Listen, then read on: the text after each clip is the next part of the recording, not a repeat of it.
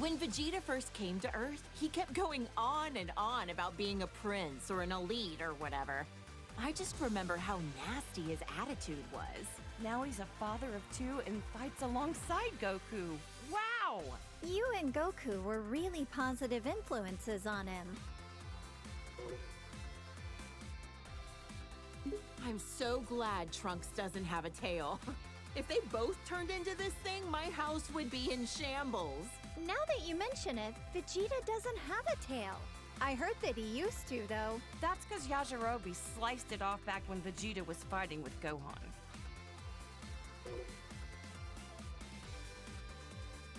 Bulma, remind me, was this around the time he started living with you? That's right. He just seemed so lonely. I couldn't help but want to take care of him. Next thing I knew, well, you know. I'm so glad Vegeta met you, Bulma. And Vegeta follows the trend. Saiyans, they're all alike. Ooh, blonde works for me too. If anything, I'm kinda envious how easily he can change his hairstyle. You're a lot more tolerant of that kind of stuff, aren't you?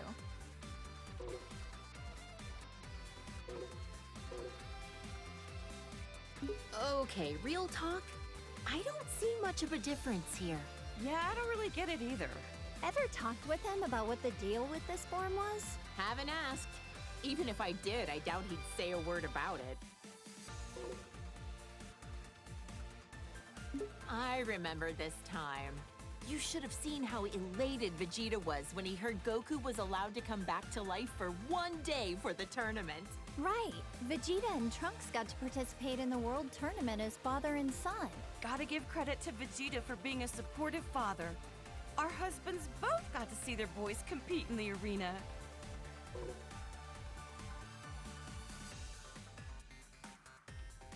By this time, Vegeta had become very used to being in his Super Saiyan form on a regular basis. Man, Vegeta's a hard worker. I think he was always frustrated that Goku became a Super Saiyan first.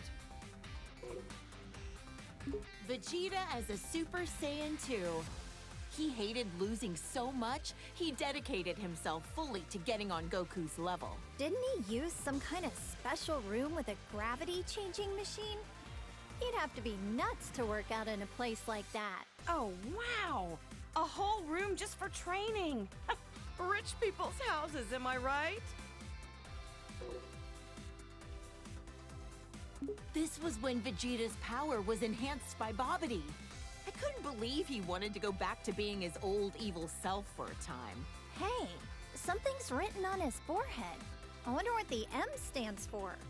Some kind of new fashion trend? Beats the heck out of me.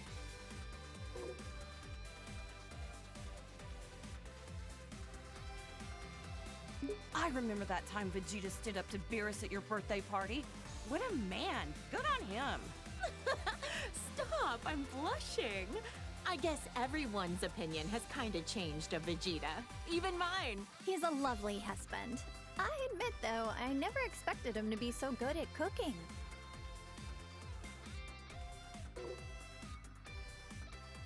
Vegeta still has some serious anger problems.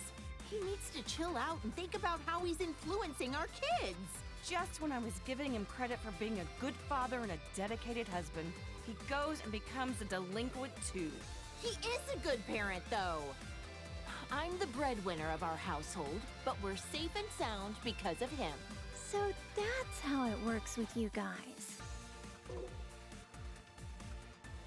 Look at how nice this color is! Even the red suits him. Oh, how does my hubby do it? To become a Super Saiyan God, you need to gather 6 different Saiyans. Considering how few living Saiyans there are, thank goodness for our little Pan.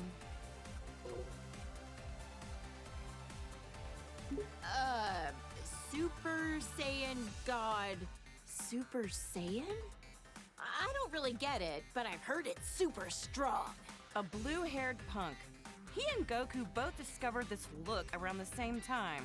I've heard this transformation uses up less energy and allows you to better control the power you exert with a calm mind. With how short-tempered and cranky he tends to be, It'd be nice if he had a calm mind like this all the time.